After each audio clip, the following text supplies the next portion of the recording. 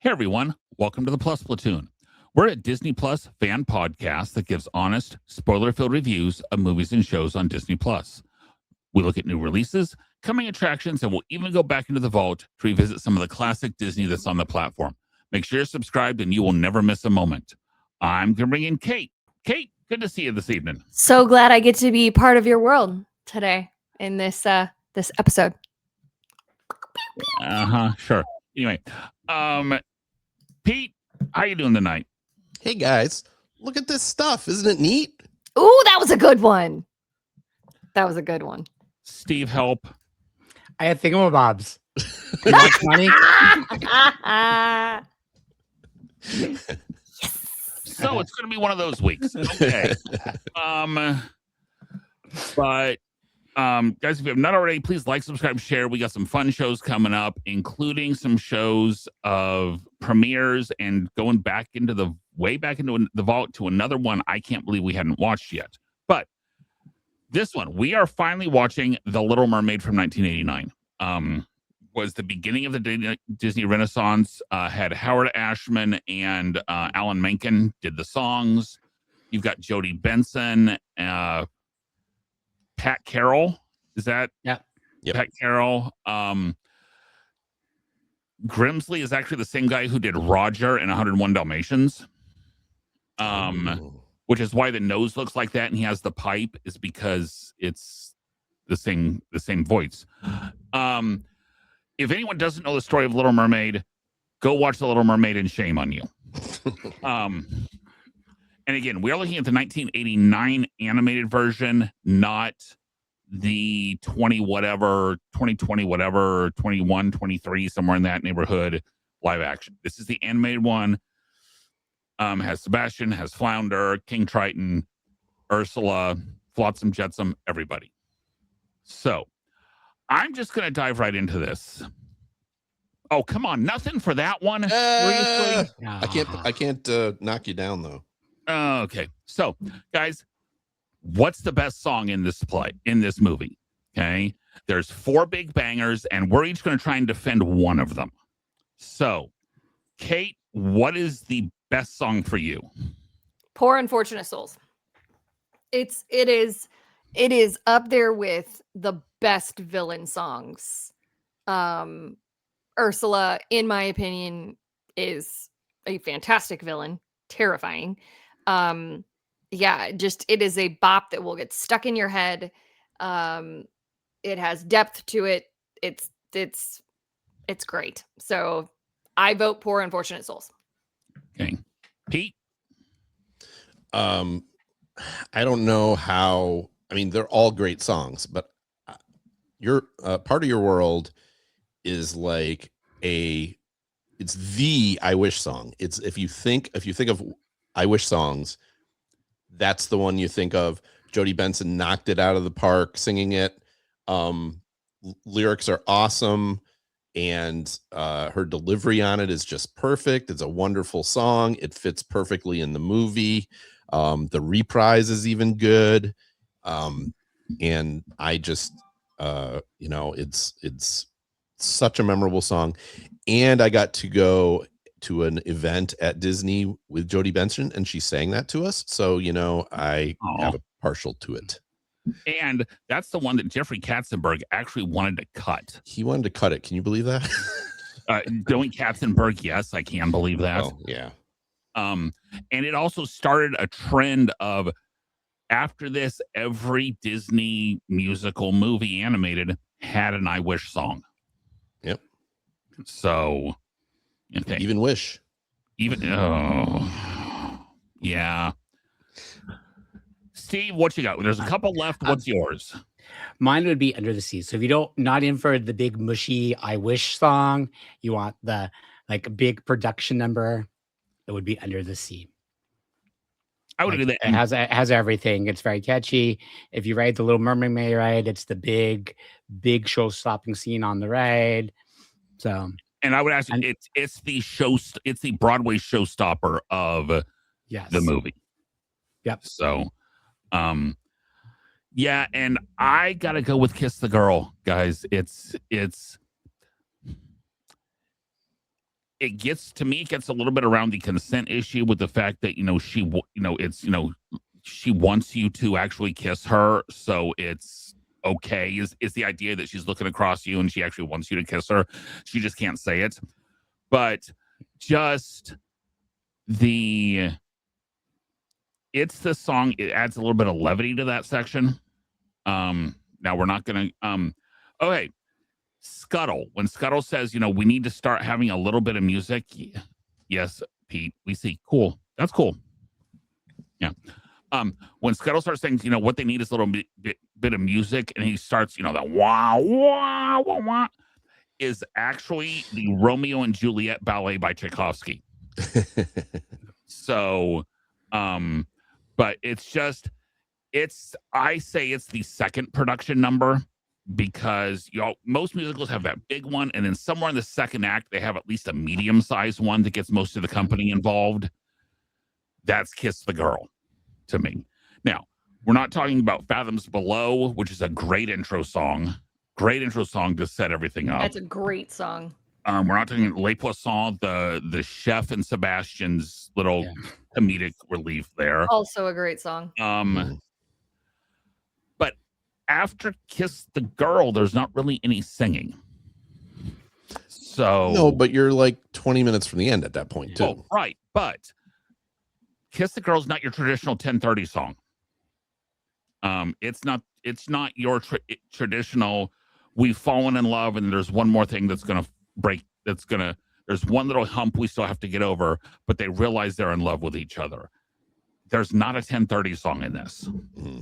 So musical theater people that I describe the 10:30 song fairly accurately. It's Till There Was You and Music Man. It's there's just about every musical will have the two main characters finally realize they're in love with each other at about 10:30 at night, because most musicals run from 8 to 11. Right. So that's why it was called the 10:30 song. So I don't really think there's a bad song in this movie, which I would say is a true musical. Yes, they made it into a musical, and I think starting in 2007, maybe. And they added a few songs. But I would say this was you could tell that this had the Broadway backing of the Howard Ashman and Alan Menken, because Howard Ashman was coming off of Little Shop of Horrors. Yeah, both of them. Yeah. So, okay. So if that's the best song, Little Mermaid also has some amazing side characters. So, and I will admit, this one we did not preordain as far as which song we were going to select. So, Kate, I will let you go first, guessing who you might choose. I liked Scuttle. Okay. I think Scuttle, every time Scuttle is on the screen, he makes me laugh. It was a tough choice between Scuttle and Flounder, but I'm going to go Scuttle. I thought you were going to go Flounder. Yeah, it's a tough choice, but I'm going to go Scuttle. Pete? Oh, I can't not say Sebastian. Man, what a great character he is. So I'm going to go with Sebastian. Just very much and I realize Flounder is this too, but like the sidekick comedic animal character is, he's a he reminds me a lot of he reminds me a similar character as Iago in Aladdin. That sarcastic type, and fatalistic almost. Yeah, Flounder is just kind of there. Flounder's a better friend, right? Sebastian is Zazu. Yes, that's a good comparison for sure. Okay, Pete, how about you? So I'm gonna go there. I'm gonna go with Flotsam and Jetsam. I think they pair very well with Ursula. For not really saying a lot, if I remember correctly in the movie. But I don't say any. Oh, they talk to her. Oh, they talk. Right. Yeah, they talk to her. But I think just they fit with her very well. How she uses them to see things. So I'm gonna go with Flotsam and Jetsam, and also great names. Yes. I'm actually gonna go with one that's already been said. I'm gonna go with Scuttle also. Just if nothing else, it's the late great Buddy Hackett. how they used to sit around the fire and stare at each other. Got very boring. So that had to have been an ad lib, but it's just how. And it's easy to have too much Buddy Hackett, but this movie had just the right amount of Buddy Hackett. This has just the right amount of Buddy Hackett. Like I would argue Music Man has just the right amount of Buddy Hackett. You can't. Now, Buddy Hackett as a main character, I don't know that I could do. But another great movie with Buddy Hackett is Herbie. Herbie's close to too much Buddy Hackett. It's too much Buddy Hackett. Yeah. It's a Mad World. Also works with about the right amount of Buddy Hackett, if nothing else, because he's paired with Mickey Rooney, and there are so many great names in that movie. Mm-hmm. But I got to go with Scuttle on this one. Just again, the comic. He is the true comic relief of the show, and usually the true comic reliefs are not my favorites, but I can't help but always. Scuttle never gets on my nerves. Flounder definitely gets on my nerves. Sometimes Sebastian whines a little bit too much. Sebastian should have said, no, you know what you need to do, girl. You're 16 years old. No, I need to be a voice of reason. I'm going to go get your dad. You're a sophomore. Come on. So, okay. So, you know who Scuttle reminds me of? Scuttle reminds me of from the Rescuers Down Under, the Albatross. You know why? Actually, Tell me. It should remind you of the Albatross from the Rescuers. Yes, that's what I'm talking about. No, the original Rescuers, because that's also Buddy Hackett. Yep, that's who I was talking about.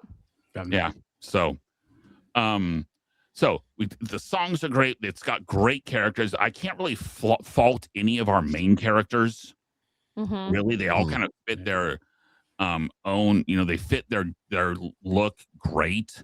Well, Ursula's a great villain, and give Disney amazing villain, and give Disney credit for like not having her fall to her death like they do about 90% of the time, and actually like stabbing her through the heart. Now, did you know the reason when he throws the spear and it cuts her arm and she bleeds purple? Yeah, is because if she bled red, it has to be PG. PG, yeah. But if it's really purple, they could keep the G rating. Huh. So that's why she bleeds purple. Yeah.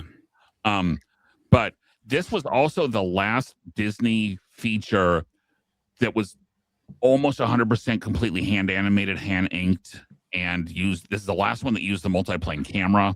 Ironically, not Disney's multiplane camera because it was too out of shape and couldn't be used, but they went to another company and used a multiplane camera. But this was basically the last truly hand-drawn Disney movie. Because Beauty and the Rescuers Down Under definitely had some parts that were CGI. We've talked about that before. Yep. Beauty and the Beast, the big thing on that, of course, is the ballroom scene. Mm-hmm. And then as it keeps going, computers get more and more and more and more and more. This was also the first Disney movie to win an Academy Award for Best Song and Best Score since 1971. Was that Winnie the Pooh? No. Winnie the Pooh was shorts. It was 71. Robin Hood? Gina, help in the background. Throw it up on our chat. Yeah, I don't remember, to be frank. I should have looked. I should have known. But they also set off a streak that in 1990 they did not win the best song or score because that was Rescuers Down Under. But after that they won best song and best score like 4 years in a row. Basically, Aladdin won it, Lion King won it, I think Pocahontas won it, and there's like a stretch there all of a sudden. So, so the songs are great, the characters are great. Bed knobs and broomsticks. Right. So if the songs are great and the characters are great, what else really keeps this movie afloat? What else really works for this movie? Kate, I'll go ahead and go with you. Make sure I'm not muted. So I remember watching this movie as a kid, and it was the animation that pulled me in. I loved how they animated the bubbles. I remember like watching this and then wanting to go play in the pool to try to create the bubbles. Go ahead, Derek. Every bubble was, they would not allow them to do any Xeroxing on any of the bubbles. Every bubble had to be hand drawn, and they actually outsourced that. But every bubble had to be individually drawn. I literally just watched this movie with my best friend's little girl, and even just rewatching it, I was like, oh my God, I want to go out and play in a pool again, because how Ariel, like, just the animation of it was so good. How they made her seem so like innocent and childlike, and they had even like, I loved when she would sit and she'd take her toes and she would like wiggle her toes. It just, to me, the animation in this was so good. And I remember thinking that even when I was really little watching this movie. So, Pete, what about you?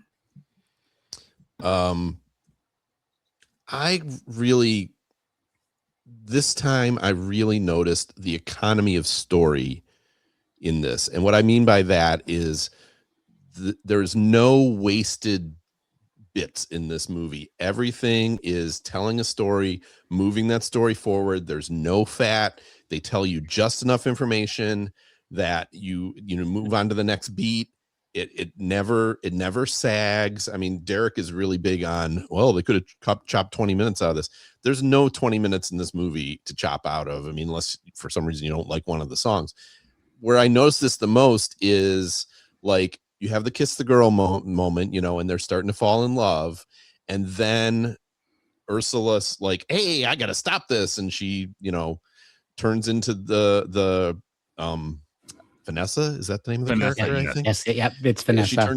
She turns into Vanessa, and that bit just, they don't waste any time with that. They're just like, he sees her on the beach, he goes to meet her. The next thing we see is Ariel comes downstairs, he's hypnotized. He said, we're getting married at sunset, and they go right to the wedding boat. There's nothing happens there that doesn't need to happen. You don't have 20 minutes of explaining how she manipulated him or anything like that, like you would in a more modern movie. There'd just be so much more fat in there. I just was like, gosh, this story just zips along without any. So kudos to the writers that wrote this movie, because it's just, as I said, nothing unnecessary in this movie. It's just, if it's not a joke or something, it's propelling the story forward, and I just think it's great.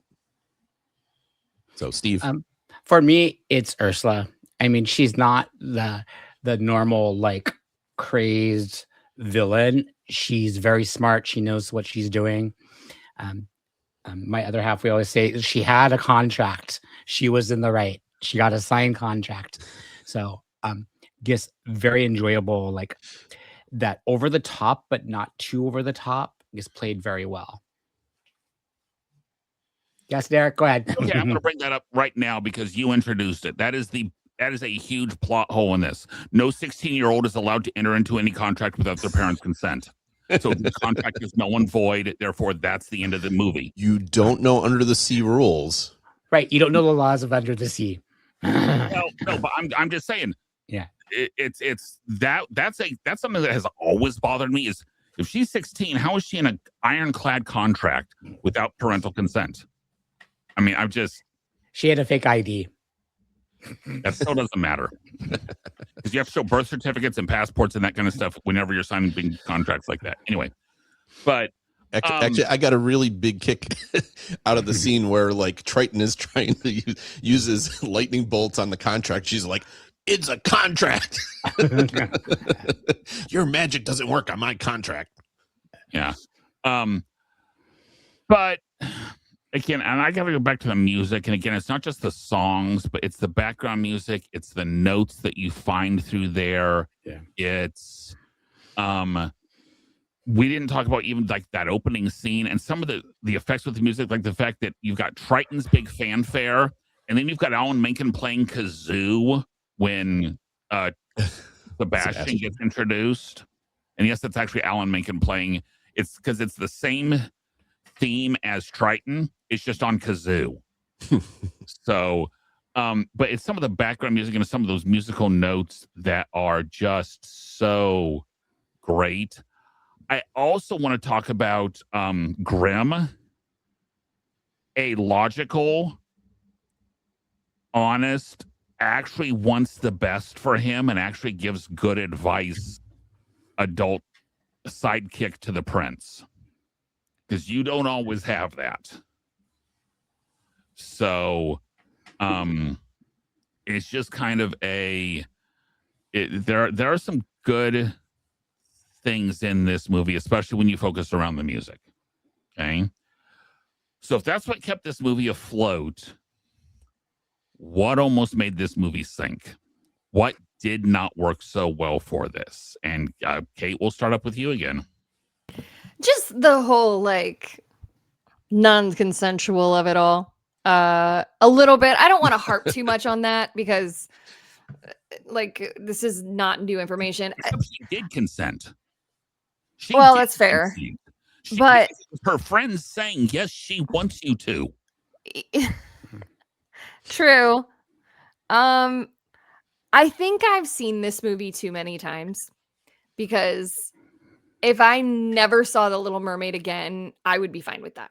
Like, it's a good movie. It's catchy. It's clever. It's got good songs. But, like, I'm just like, and I could say this about a couple other animated Disney movies. I'm just like a little bit burnt out on it. So I don't know if my I don't know if my like on this movie is because it's actually the movie's fault or because I'm just kind of burnt out on it. So I'm gonna pass to Pete.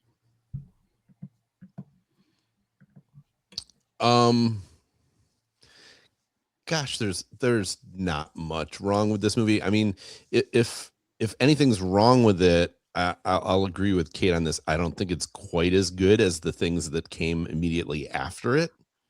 At the time it came out, when you were looking at, you know, The Great Mouse Detective and The Fox and the Hound and The Black Cauldron as being the previous Disney movies, this was I mean, I went and saw this. I was 20, and I went and saw it with my friends in college. This is the kind of movie nerd I am, and we all loved it. And you know, it just made an impression, even, you know, even at that age. But it's, as I said, there's not a lot wrong with it, but it's not quite. It's not quite what's to come. I think Aladdin and Lion King and Beauty and the Beast are all better movies. So, you know, I guess that if the flaw is it isn't, you know, the best movie ever made. Yeah, I guess that's a flaw. Steve, what do you think? I think you both have the same thoughts as I. It's good. Is it great? Great. That would be up to argument. So, Derek. I don't think it is up to argument. I don't think it's great. So, I'm going to completely agree with the burnout. This is one of the first movies that they really pushed on VHS. And my mom at this point ran a home daycare. So just about at least once or twice a day, the little girls would all want to watch The Little Mermaid. That being said, if you take out the songs, there's not much there. If you take out the songs, this is not a very good movie. The plot is, I mean, the songs are amazing, and I'm not going to argue with that about anything. But the story's kind of sure. I mean, it's just it doesn't. Yeah. If it's, and there's not any plot points that don't revolve around a song. So it's which I get is how they did things, but it's just when the songs are not on, I find myself a little disinterested in this for the most part, just because there's parts that are good, but there's parts like, I would argue that the part in the ship with her and Flounder could have been cut with the shark. To me, that could have been cut. I understand it, you know, kind of sets the scene for, you know, the Guppy comment and all that kind of stuff. But to me, there are so many, as you said, does it suffer from not being what it was after what came after this? If you're grading on a curve, yes, it does suffer from that. It also suffers from not being some of the stuff from the Disney heyday of the 1940s and 30s to 50s. So, and we're not even going to mention what comes up 6 years later. So, 5 years, 6 years. Toy Story 95 or 94? 95. 95, yeah. So, we're not even going to mention when Pixar jumps into the story. So, to me, without the song, when they're not doing one of the songs, it's sure to me. So Pete, go ahead, rebuttal.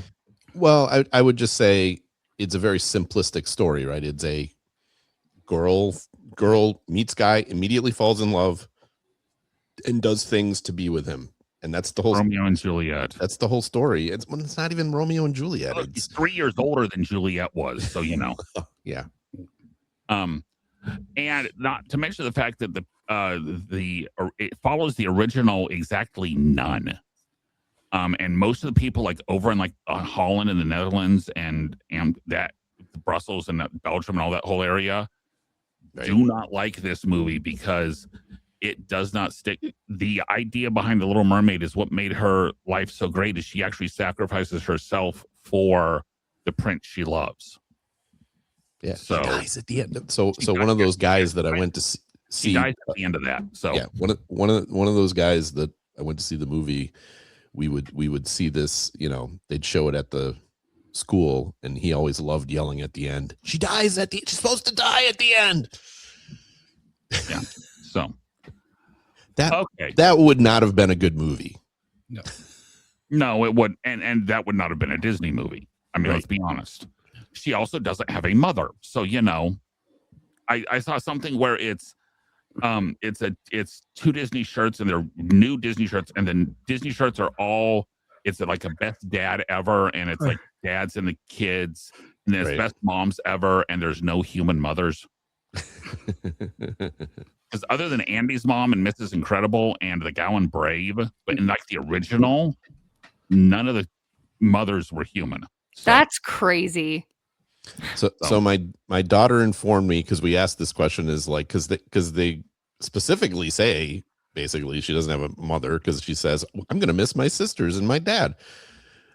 According to Little Mermaid 2, her mom is killed by pirates, which is why Triton does not like humans.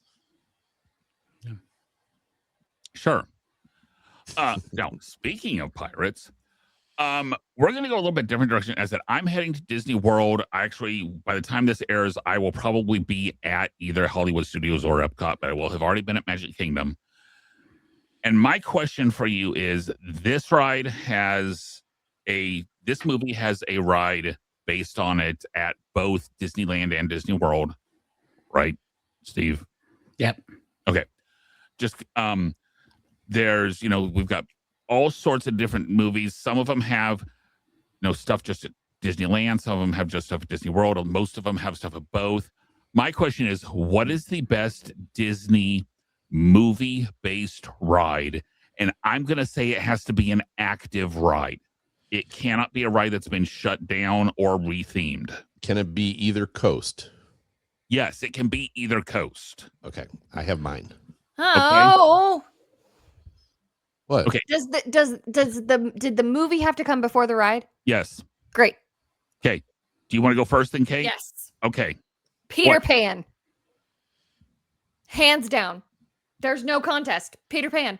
That is still to this day my favorite ride in all of Magic Kingdom for sure. I was gonna go with Snow White's Scary Adventure because that shiz was terrifying, but Peter Pan. Pete, you go. I'm going to say my favorite is Alice in Wonderland in Disneyland. I love that ride, and I love the things they did recently to plus it up. And I love that it like goes in the dark ride and then it goes outside for a little while and then it comes back inside.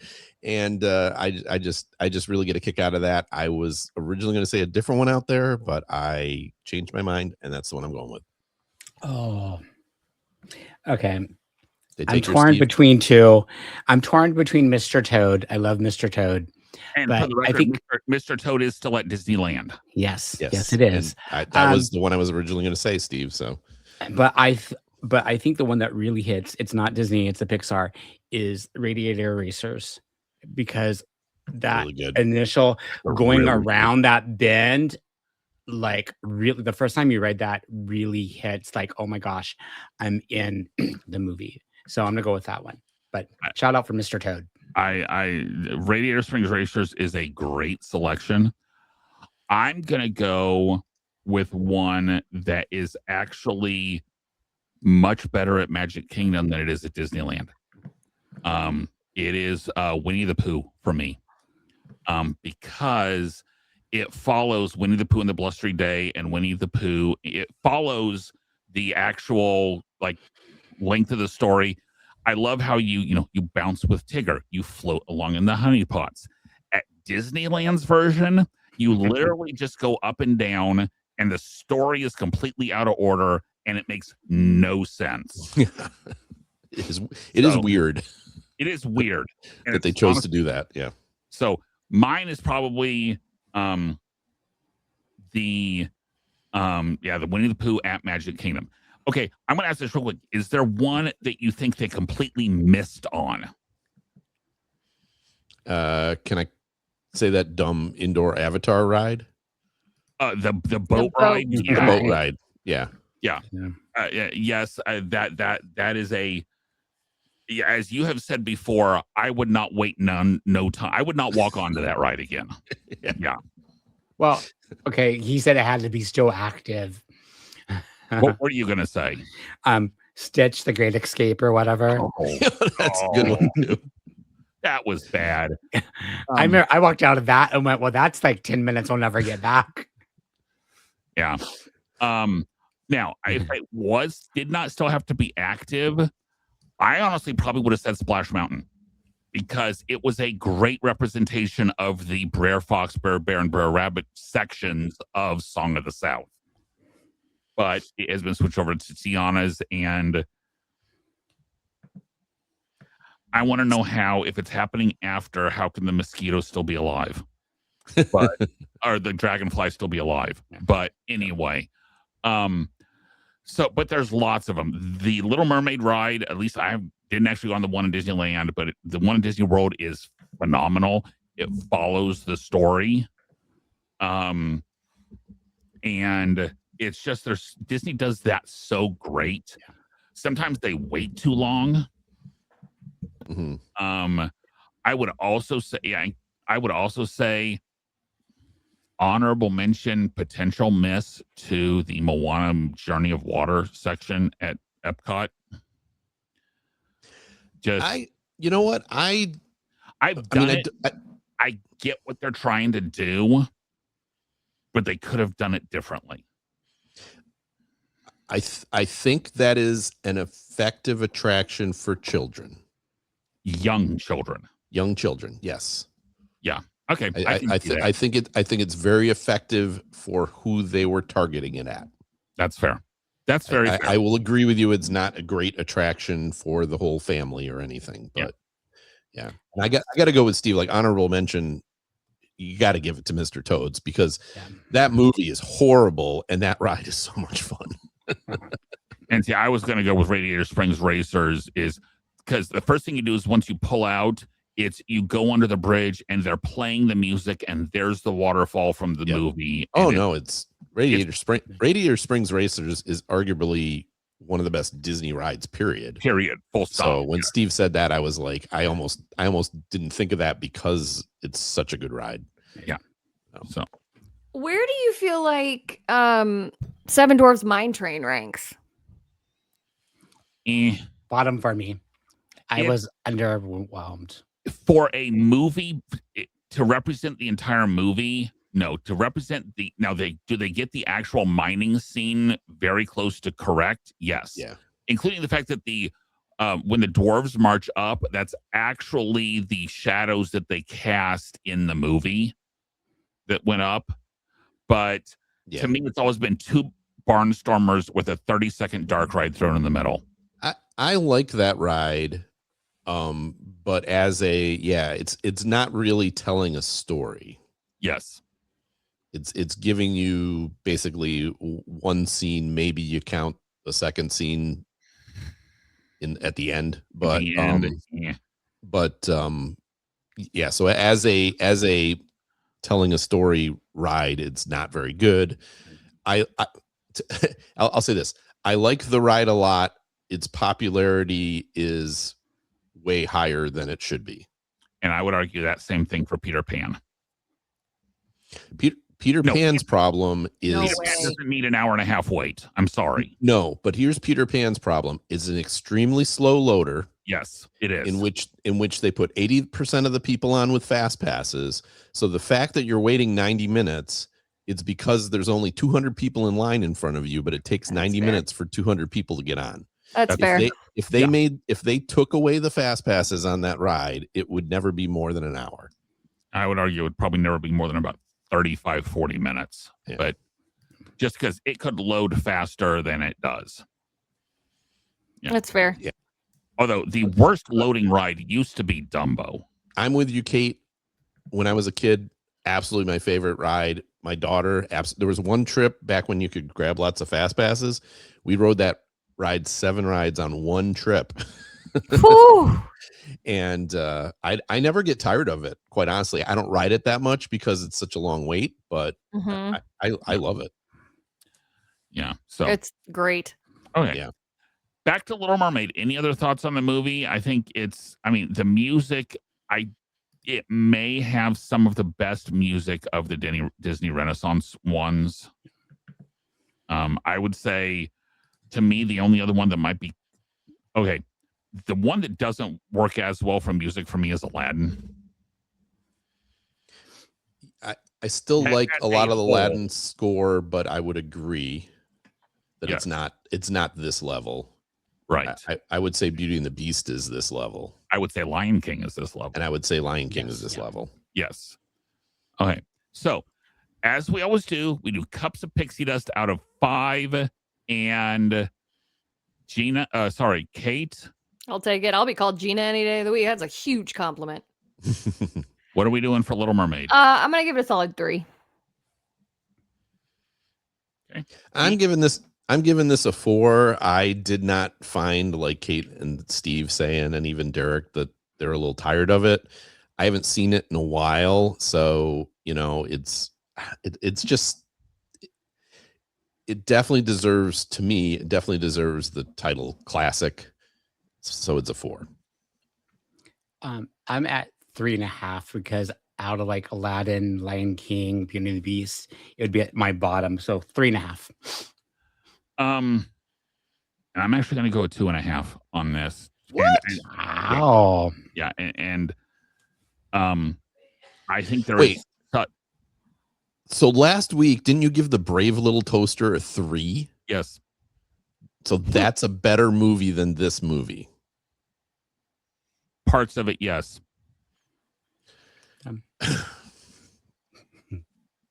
He likes what he likes. I mean, I think I also scored Brave Little Toaster higher. You did too.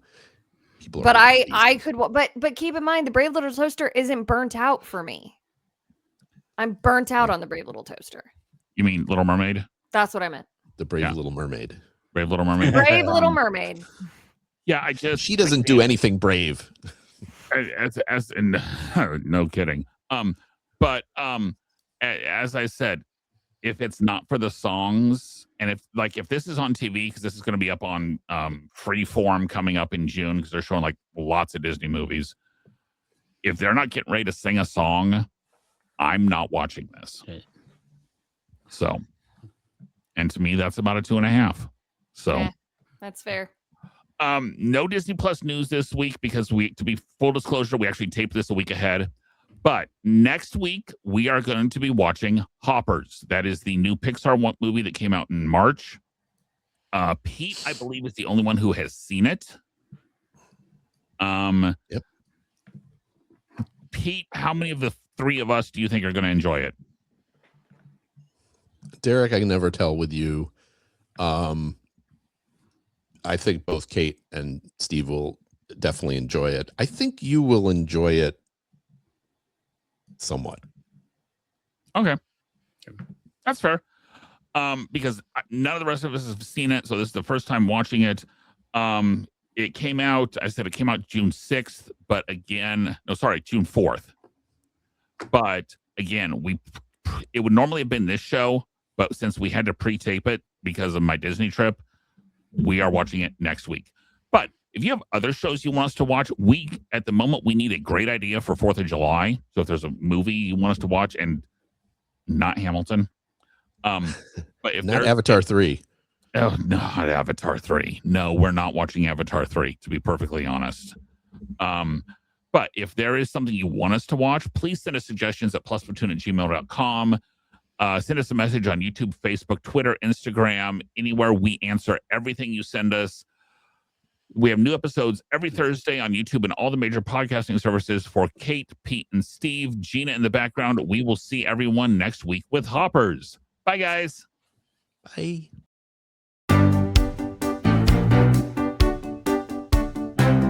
Thanks for watching this week's episode of the Plus Platoon. Be sure to subscribe to the Plus Platoon podcast to keep getting great content each week. Then head over to Apple Podcast and leave those 5-star reviews, as they help make the Plus Platoon visible to even more Disney Plus fans. Also, go to YouTube and like and subscribe to the Plus Platoon channel, where you can watch all future episodes live. If you have a question for the Plus Platoon, please send us an email to plusplatoon@gmail.com or connect with us on Facebook, Twitter, or Instagram @plusplatoon.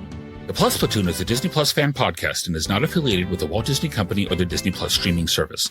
All opinions expressed on the show are solely those of the individual hosts and in no way reflect the views of the Walt Disney Company. Thanks for watching, and be sure to stay tuned for next week's episode, because the Plus Platoon is to be continued.